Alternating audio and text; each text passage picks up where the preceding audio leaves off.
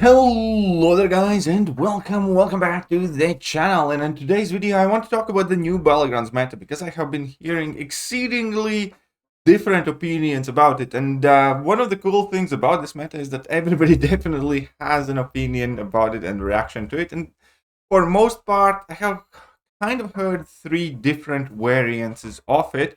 Could be pending the level of the play and the size of your roster as well. And I do want to make it exceedingly clear. I myself play with a fairly advanced roster, and even I have to, go back to including some rank 4 champions in my deck, which I can kind of moved away from. And that does indicate that the meta is restrictive, and I do not want to diminish anybody's struggles if your roster is not necessarily big enough for the meta.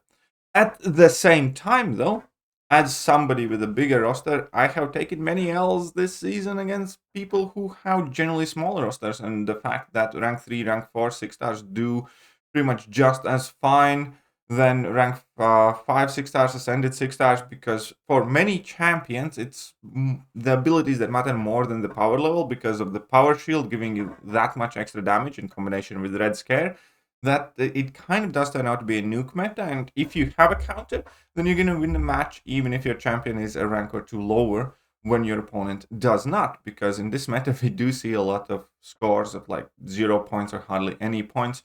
And at the same time, we see Werewolf by Night destroying champions in like 30-40 seconds as a rank 2, 3, 6 star going up against 7-star rank 2s.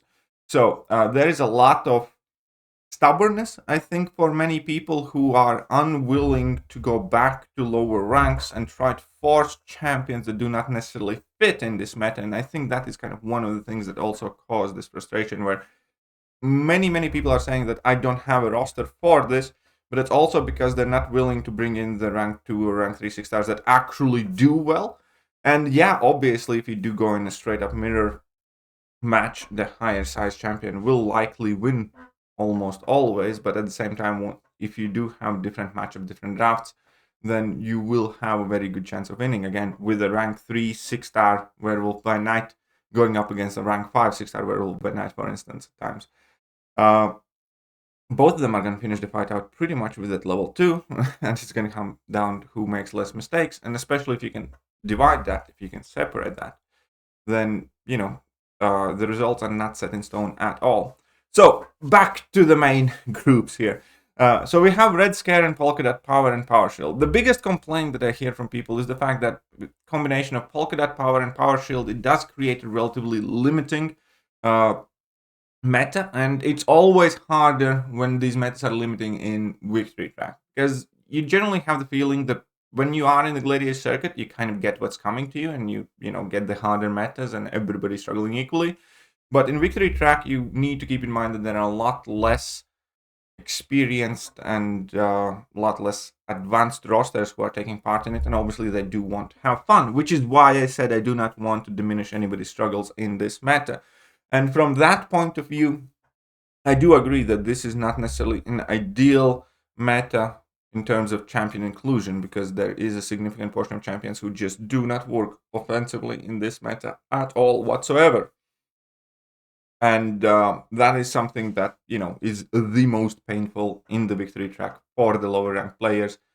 And that's, no way around it. At the same time, though, some of the best or most favorite metas for many people have been kind of the more restrictive ones, because you do get the sense that you are being rewarded for your roster development, for your RPG element of the game, and for your selection of champions in the draft and everywhere else. And I don't think we will ever have a meta that everybody's happy with. And whether you are happy or unhappy with particular meta, I think will often depend exactly where you're at in the game and what your roster is. So here is a very big thread about the meta as well, where we can see a very diverse set of opinions, where people are saying they're happy with it, and then people are posting screenshots where they're basically just I'm hardly scoring any points and it's super hard, and some people are not understanding it. But again, I do think that is the lower segment of the Battlegrounds players, which is still important, obviously, because you do generally want to include as many players as possible in the meta. So I can't really help that. I cannot, there is no magic wand around this. If you do not have the dot champions, then you will struggle with the meta, for sure. No question about it. I do, however, think, again, that going to lower ranks, lower levels, could be the difference maker.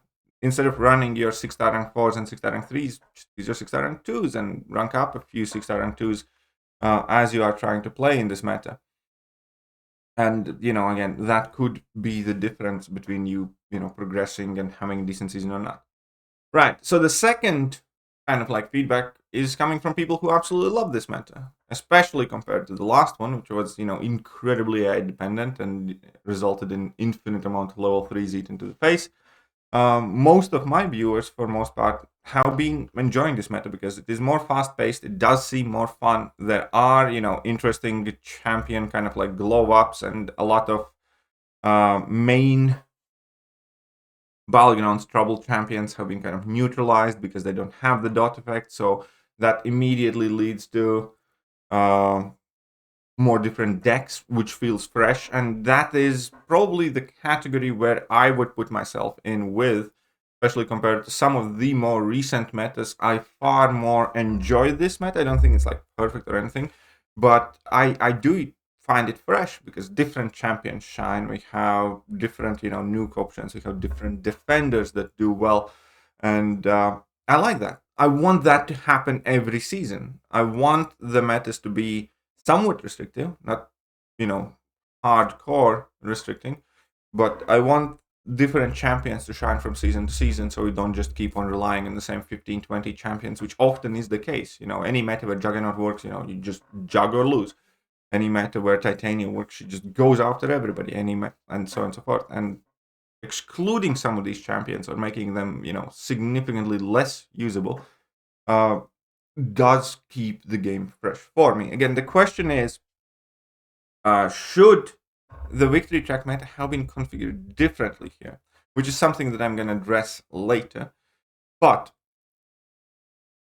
ultimately, on a personal note, majority of my viewers from the chat are,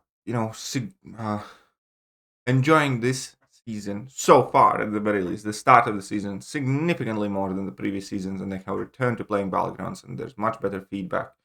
And I think that's important as well. However, I have no illusions who most of my viewer base is, and they are the more competitive players who are more clued in the game with, for most part, at least, medium to large rosters who have the options, who can play.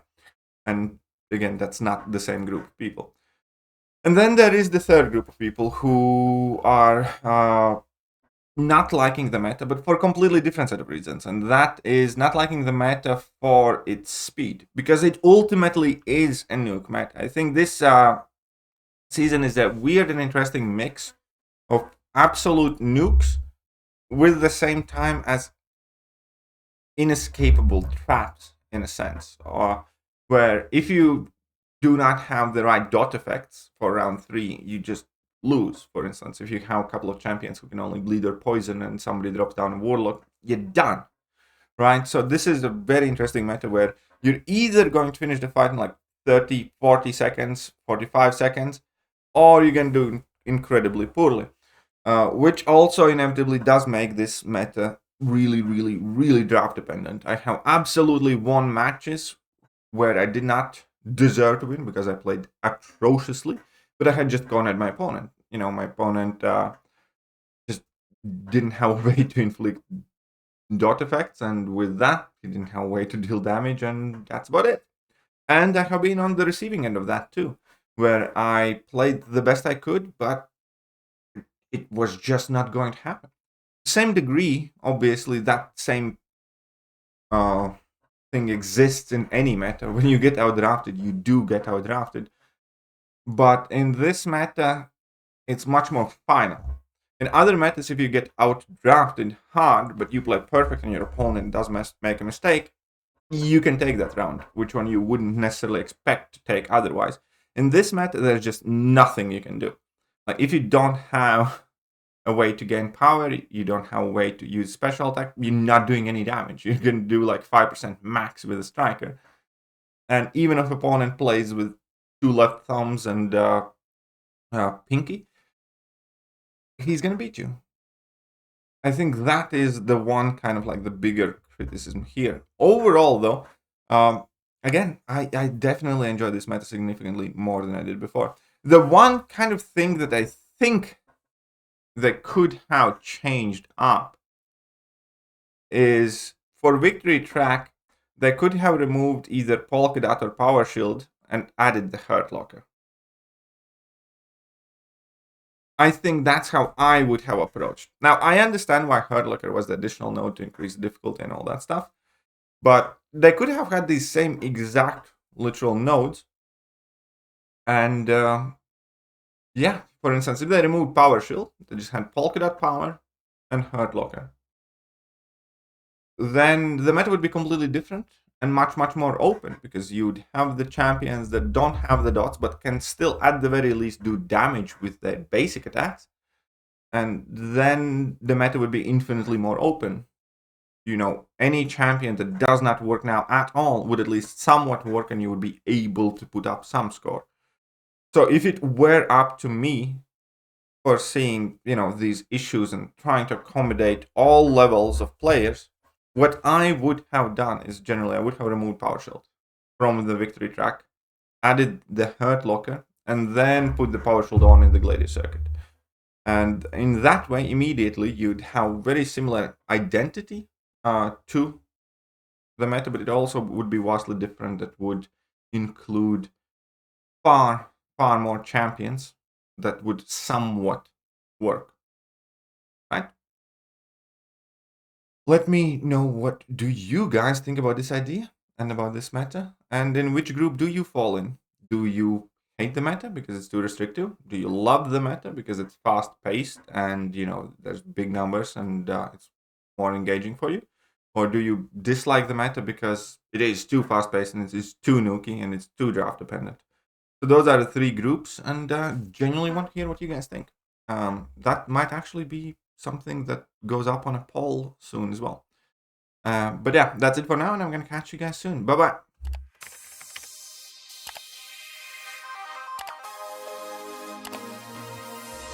Hello there, guys, and welcome back to the channel. So we have all the information